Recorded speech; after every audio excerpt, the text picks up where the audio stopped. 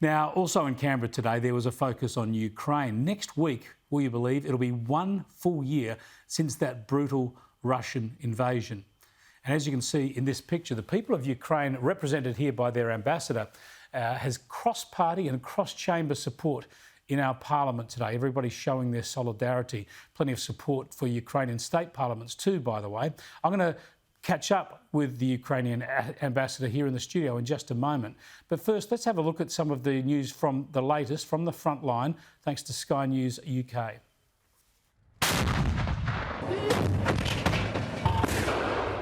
The conflict in Ukraine has become a devastating war of attrition, where the big guns are king. And that is now a pressing issue as NATO countries meet because their supplies of munitions can't keep up with Ukraine's demand. When it comes to artillery, we need ammunition, we need spare parts, we need maintenance, we need all the logistics to ensure that we are able to sustain these weapon systems. The war's becoming a race to supply more and more weapons and munitions. That will only intensify, with both sides expected to launch massive new offensives as winter draws to a close. The Ukrainian ambassador, Vasyl Myroshnychenko, joins me now in the studio. Good to see you again, Ambassador. A year on from the invasion, two things I want to get from you first up. Can you believe that so far your people have prevailed? And can you believe how much they've suffered in that year? That's indeed been a year of suffering, a year of resilience, a year of unity. I was still in Ukraine when the war started. I came here at the end of March. And just being here all this time, I went to Ukraine 4 times, very closely in touch with my people. It's just unbelievable what people have to live with, bearing the brunt of this war, how much hardship for the civilians. But a good thing is that we've been able to drive Russians out of Ukrainian territory that they've occupied. We've been able to free almost 50% of that. And of course, but at the same time, it's not easy. It's not becoming easy. The human toll, the lives lost, of course, but people split, families split apart. I'm certain you know Helena Yevchenko, the Ukrainian MP that we've spoken to a number of times over the last year.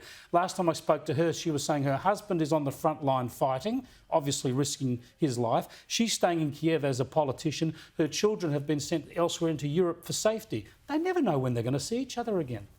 Yeah, it's indeed a heartbreak, and when you hear this kind of stories, and I have to tell you, 2 of my university classmates got killed in the early days of war. They got drafted, they fought, and they got killed, and this is really heartbreaking and horrendous. But what's important is we don't have any other alternative, because if we keep on fighting, it's the end of Ukraine. If Russians keep on fighting, it's the end of the war. You have to prevail not only for your own sake, but for the sake of the world, and that's why the world needs to do more. We saw that picture in Parliament, a lot of cross-party support, but what more do you need from Australia right now? It was a great day today, very symbolic, very special. I had a good meeting with Peter Dutton, leader of the opposition. I had a meeting with the Prime Minister, followed by this big photo that was made in the chamber. It was very strong message of support and solidarity with Ukraine, firstly. Great. That's great. Everyone says the right thing. And we've done a lot. Australia has been strong, giving Ukraine bushmasters, now training some of your civilians into soldiers in the UK.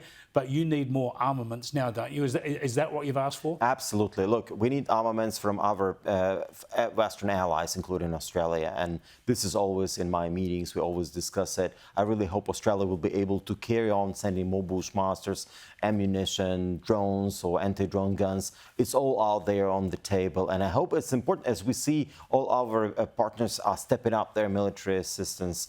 And I hope and I was assured that Australia will carry on supporting us.